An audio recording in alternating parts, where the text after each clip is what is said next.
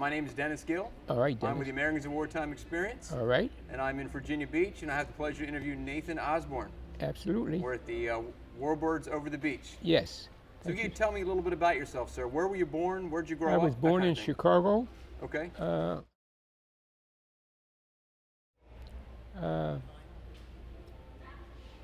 your birthday is tomorrow. Yes, tomorrow. Well, happy yes. birthday. Thank you. My father passed away when I was about 8 years old, and we moved from Chicago to New York. I had a brother, an older brother that lived there, and he became our dad. You know, do this and do that, and he got no argument from me. Yes, sir, no, sir. But now my twin, he was a little on the, he's my brother, he's not my dad. So I said, look, Norm, just for the sake of just to keep a little peace in the family. He's our dad now. And that's the way it went through the war. Right. Who was older, you or him? Oh, my twin? Yeah. He He's older? 15 minutes. 15 minutes older. Yes. Okay. Mm-hmm.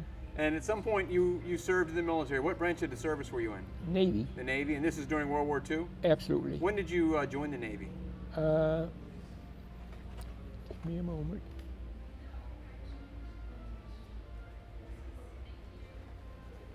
Joined the Navy in 1942. 1942? Yes, 42. Yes. So this would have been after Pearl Harbor? Oh, yes. Do you remember Pearl Harbor, hearing about it? I remember hearing about it. I mean, and knowing that the Japanese, but now I wasn't in that conflict. My brother was in that. I was in the European conflict, okay, and he was in the Pacific. Okay. What do you remember about that day, December 7th, 1941? All I remember is that we were both in school, and when it was made known that the Japanese had bombed Pearl Harbor, no one knew where Pearl Harbor was at that time. I mean, you're 15 years old. Pearl Harbor, where is that? It was in Hawaii, or in that area. Yes. But my brother became more familiar with it because that was his area of service. Right. He had the Pacific, and I had the Atlantic. Okay. When did you join I'm sorry, I already asked that question. When you joined the Navy, yes. Why did you join the Navy? I just wanted to get into the war. Okay. You're young and you're stupid and you don't know any better. And I thought it would be nice to be a part of the war at that time.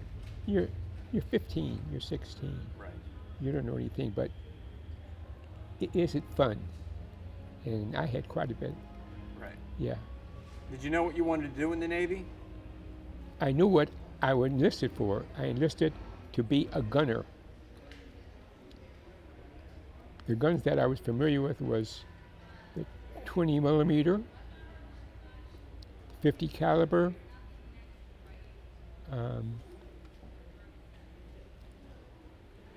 on each ship that I was on, there was a bow, a gun on the bow, and a gun on the stern. And the machine guns were amidships, 20 millimeter machine guns and 50 caliber. And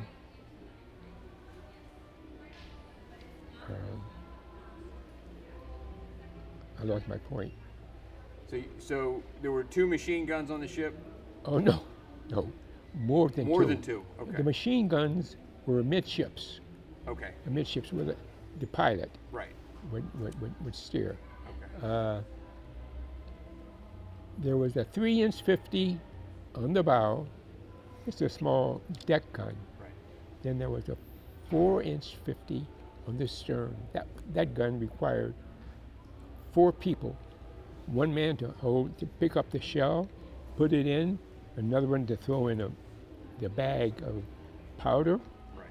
And I was considered one of the members that would guide the ship. The gun. Okay. Vertically or horizontally. And we would get our orders from our commanding officer. There would be one man on the bow, one man on the stern, and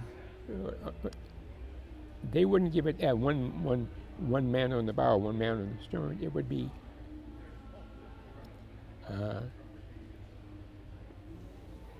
I don't know where the officer that gave us our commands would probably be amidships, not like the naval gun crew aboard a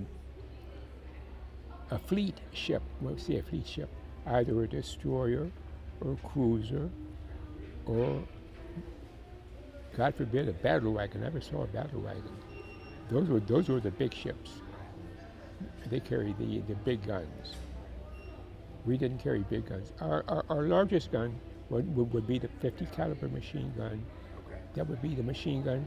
Then the 3-inch 50, and then the 4-inch 50 on the stern. And for every merchant ship that was afloat at that time, there had to be a naval gun crew aboard that. Okay. And that's how I became a part of the gun crew, because I was small and I had either the pointer or the trainer positions. So this is you were on a merchant marine ship. Yes, every country that was in the war had a merchant marine. Ours was by far the best, Right. because we had the new ships, we had all of the equipment. We were shipping supplies to England. Liverpool was a big port at that time, and yes, And all of those ships had Navy personnel absolutely. on it that were protecting the ship. Every merchant ship in World War II had a gun crew on it, Okay. and the gun crew would consist of either 25 or 30 men. I was just one. Okay. And depending on your expertise, because we go for target practice, would depend on where you would man the gun. And being as small as I am, my job would be either the pointer, you do this, it would turn the gun either horizontally or trainer. The trainer was on the right-hand side of the gun. The pointer was on the left side. The pointer, you would elevate the gun up or down, and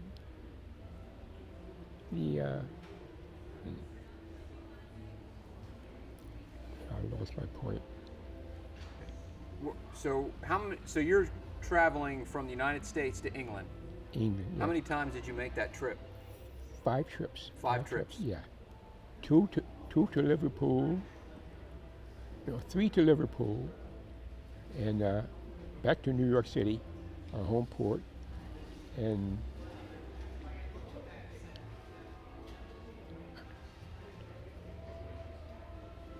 Did you ever have were your ships ever attacked? no, well, only if, yeah, we were attacked, but we never knew it, Okay. because you were in the convoy. Right. And I mean, you wouldn't be so fortunate as to look down and see a German sub, but you were being watched constantly. You were always under attack. When you would leave America, you were in trouble. Did you ever have an occasion? So you never saw any German subs? Only after the war. Only after the war. Yes. Were there any incidents that you recall? Anything that stands out? Yes. Once, and the one incident that I really remember is we went to Algeria. I was aboard, our ship was a tanker. We carried high-test gasoline Okay. for the fighter planes. And we were leaving Algiers, and the Germans came over with their, what was their plane? The Stuka, Okay. Yep. the dive bomber. And those were small planes compared to a big bomber. I mean, they were fighter bombers. And the Germans came over as we were leaving. Fortunately for us, we weren't the target. We may have been a portion of the target, but once we're leaving port, we even stopped manning our guns so that we could concentrate on leaving. Don't want to get into a battle when you're leaving port.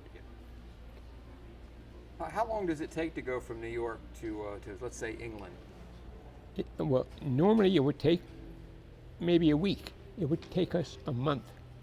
Because you didn't go straight. No, you never went straight. You go here. We'll say you would rendezvous off Newfoundland. And maybe 4 or 5 ships would come out of Newfoundland and join our convoy. And we'd be waiting, and we'd take that somewhere where the Canadian Navy, they had the corvettes. We had the destroyers, and the Canadian Navy, they had the little corvette. Okay. That was their small battle wagon. Very fast, very efficient. Just small. It would be almost like during World War II when we had a little boat called a PT boat. Right. That was, I think, Jack Kennedy. Yes. Yes, he was the commander on a PT boat. Well, that's what the the Canadian corvettes were like. Just not as sleek and fast, but they were fast battle wagons, Right. tiny. How many ships would have been in a typical convoy? 300. 300. Wow. 300, yes, 300. And from that 300, we lose one maybe tonight. You would lose one. Normally, the slower ships, the ones in the tail end of the convoy, were the ones that were attacked, because the submarines or whoever was attacking us couldn't get up in the middle of the convoy, because then they would be in jeopardy.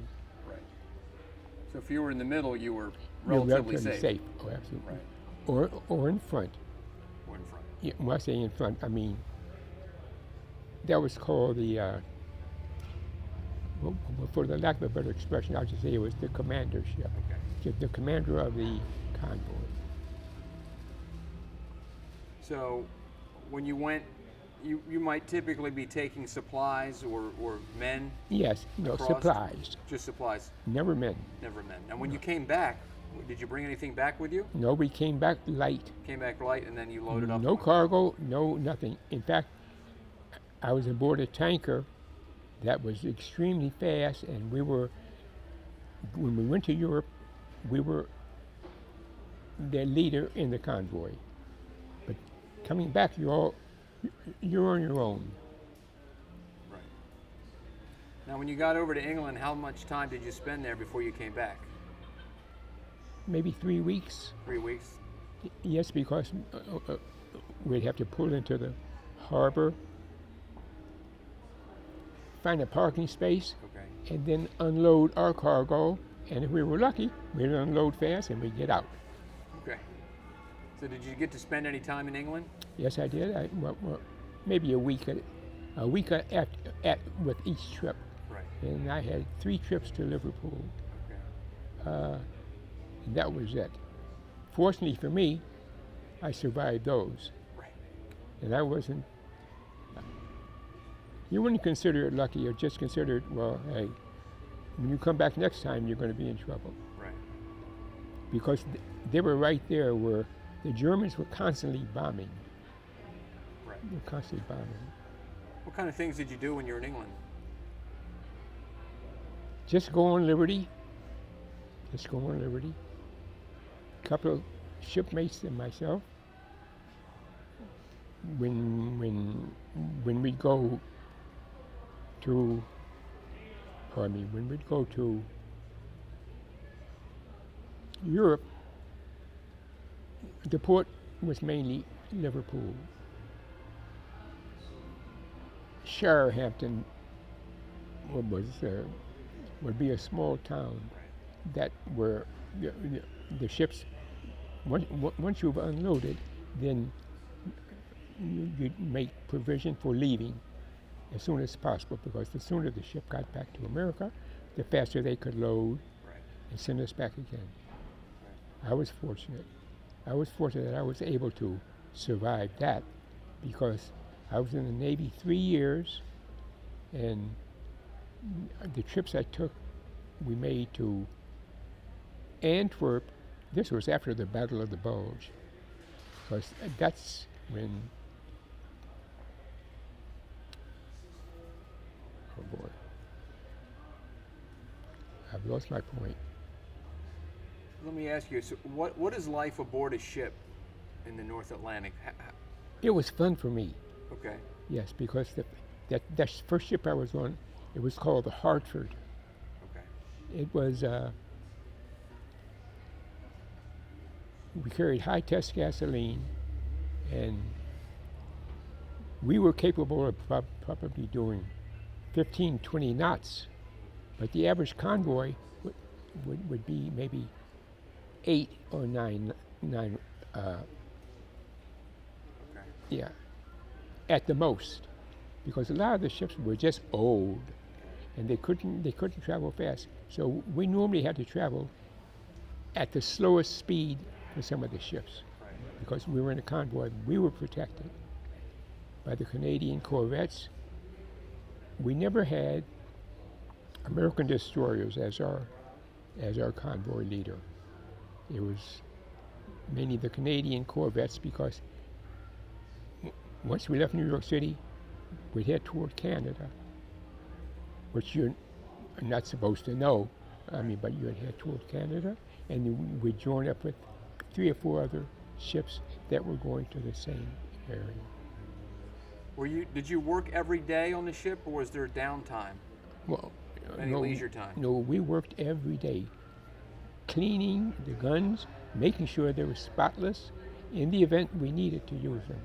Yeah, there was never any downtime. The only downtime you had was when night came and you went to bed.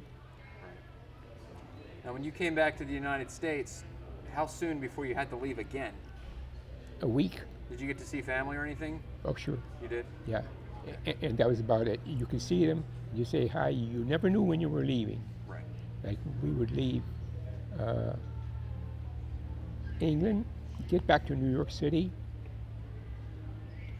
check in to my home base, and then just go on a waiting list. I became just another cog in a big wheel. Right. And then they call you up, and it's your turn to go. You get Yes. prepare and go. Yes. Osborn, you're going out, you're shipping out probably 3 days. Okay. Get your business in order. Now, what did your brother was in the Pacific Theater? Yes. What did he do in the Navy? He was an aircraft carrier. He was, wait a minute, what was it? Parachute rigger. Okay. Parachute rigger. Were you able to? Did you know what was going on with him, where he was? No. Or how he was doing? Had no way of knowing. No idea. The only time I heard about his ship was when it was sunk. Really? That was the first time we heard about it. Okay. Because now it's on the newsreel. Yeah. You know, with the, I can't think of the people that were talking, but Edward R. Murrow, names like that. Right. And he obviously survived that. Yes. He died about 1.5 years ago. Did he? Yeah. He should have been here. He could have given you some stories, because he was in a group called Task Force 58. That was a task force that was who was the Nimitz was the main admiral, I think, in that for that task force.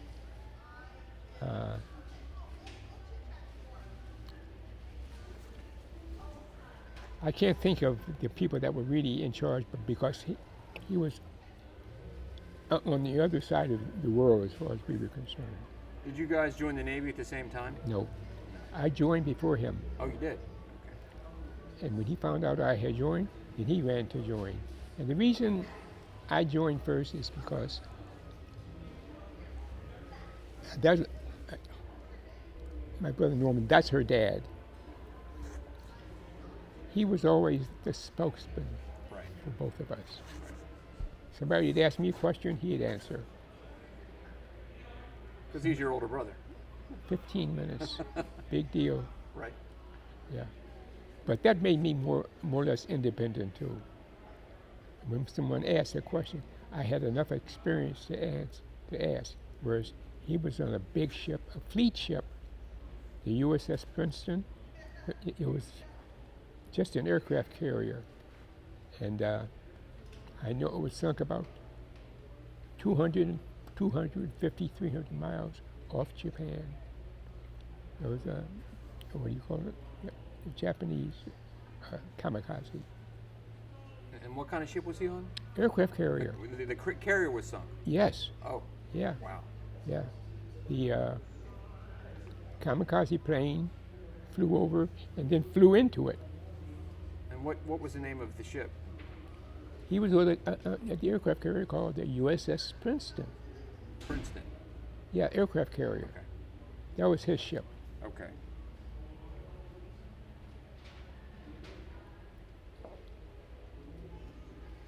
How many people are typically on a merchant marine ship?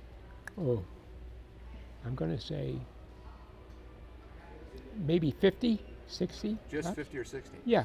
It really wasn't a fighting ship. Right. It was just to transport goods back and forth. We get into some scary things that fortunately we didn't have to call in a battle wagon to support us. Right.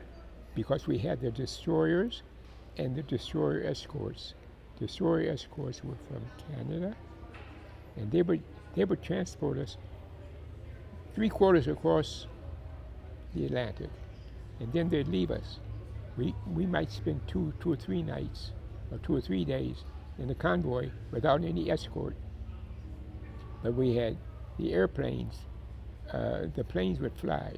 Right. You know. The British airplanes would then fly out and.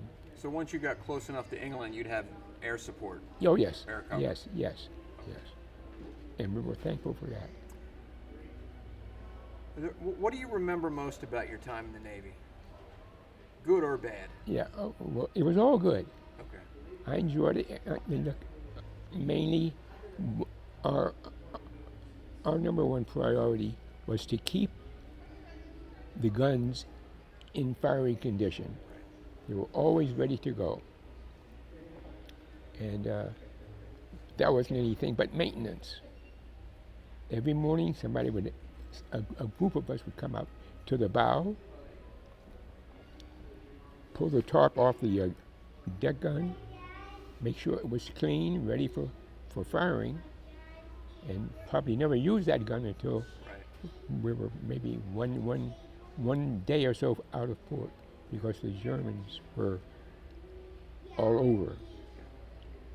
And they had a good Navy, excellent Navy.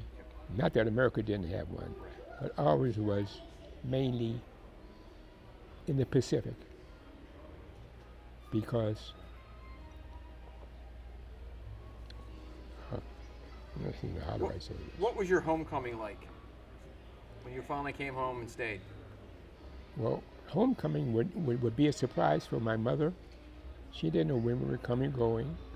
I mean, in fact, our commanding officer, we had, when we would write a letter, it had to be read by him, and he'd be busy marking out where we were going, because at the time we're probably heading back to England, or probably heading back to some port that would be in the war, and that was a no-no. Right.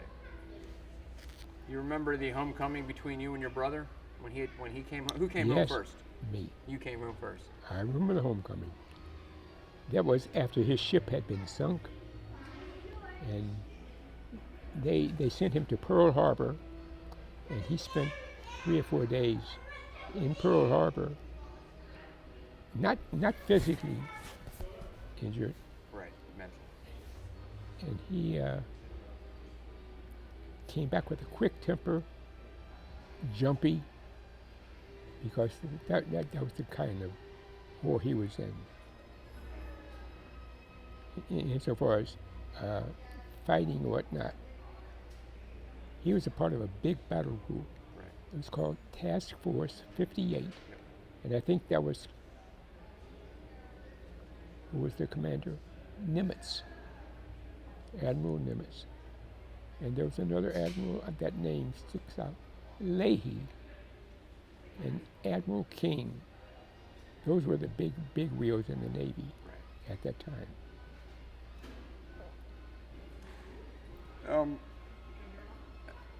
You have a chance to obviously reflect on your life and your time in the service. How do you think your time in the Navy during World War II, how does that affected your life? Well, I have good memories because my ship wasn't sunk. I was fortunate.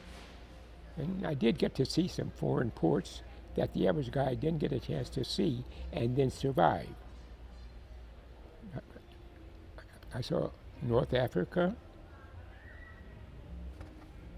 I mean, just getting to Canada was an experience. And now, we couldn't get off the ship. I'm sorry, we couldn't go, how do I put it?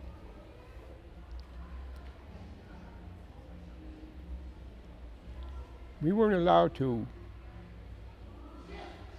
leave the ship, even on liberty, and go very far away. You always had to have someone with you, because we were an American group, so we sort of stuck together.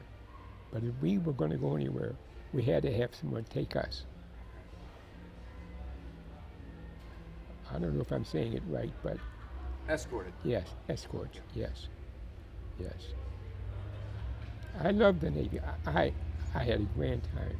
I really did. I liked it. I enjoyed being in the service, and Overall, a good experience. oh, absolutely. Positive experience. Absolutely. When I came out of the service, I was discharged, I think I said, the same day Japan surrendered. Not Japan, I'm sorry. Final, this was after America had dropped the second bomb on, I think it was Nagasaki. Hiroshima was the first one. The first one, the Japanese didn't want to surrender. That wasn't going to happen again. So after the first bomb, Japan didn't really respond, but when we dropped the second bomb on Nagasaki, Japan surrendered. They wanted to give up then. Where were you when you heard that the Japanese had surrendered and the war was over? I was on a train going home Okay. because I had just been discharged the day before, and that was it for me. I came home. My home port was Brooklyn. I went to Brooklyn, reported in, and they gave me a month leave. Right, the war is over. Right. There's no more fighting. But I had a month leave. I just had to keep them informed as to where I was and where I was going to be. Right. Somebody watches this interview in 50 years. What would you like them to know about your service? I would like them to know that I just served my country and I had fun. Because I was at that stupid age, 17, 18. I went in when I was 17 and got out, I was 20. And fortunately for me, I survived. There are a lot of guys that didn't make it as far as I did.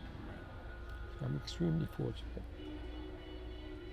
Well, we are fortunate to have people like you that were willing to do that. Well, thank you. It's a different time, obviously. Definitely, yes. But we're different back then. Yes. but I enjoyed it. I really did. That in all the years that I was in the Navy, and I was able to leave my home port, I was never able to see or to speak to a Navy man that was from my group. Because if you were aboard a ship, say like the Hartford, which was a tanker, the gun crew would be maybe 25 men. You wouldn't see those guys ever again. Because our armed guard unit consisted of maybe 4,000 or 5,000 men.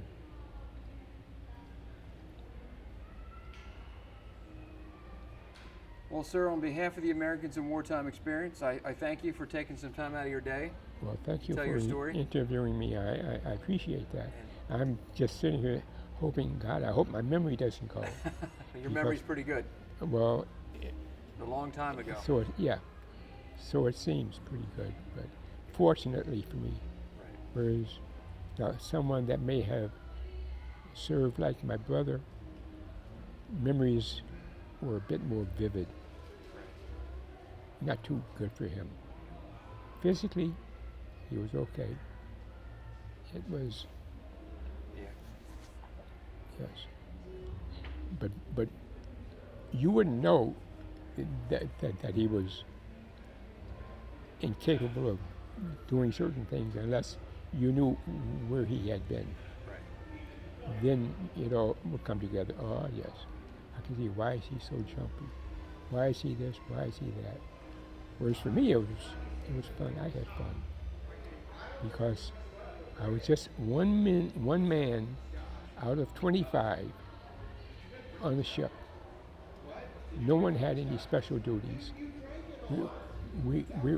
The naval gun crew consisted of the men that manned the guns, the machine guns, the deck guns, depth charges, everything. That was it. Well, thank you for talking to us, and I thank you for your service and for your family's service. Well, thank you for interviewing me. I Thank you, sir. appreciate that. Thank you. It's quite an honor. It's an honor for me, trust me. Well, thank you so much.